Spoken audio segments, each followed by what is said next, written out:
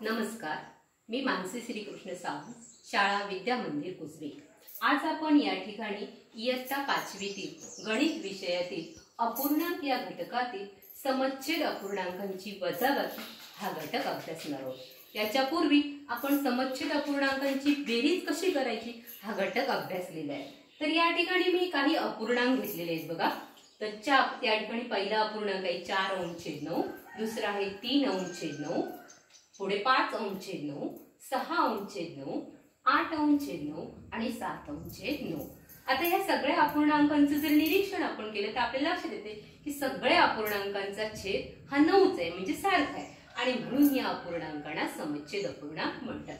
आता याच्यापूर्वी आपण बेरीज त्याची शिकलेलो, वजाबाकी करणं हे अगदी सोपं आहे। तर या ठिकाणी मी अपूर्णांक घेते 8/9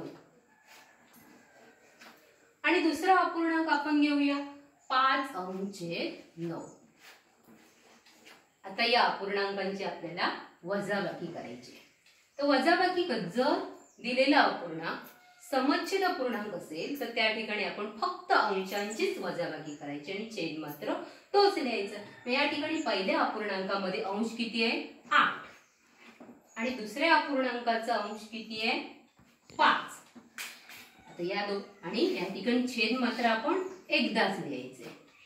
मग या ठिकाणी यांची वजाबाकी करूया। 8 - 5 बरोबर किती 3 आणि छेद किती आहे 9, आणि म्हणून या ठिकाणी 8/9 - 5/9 याचं उत्तर येतंय 3/9।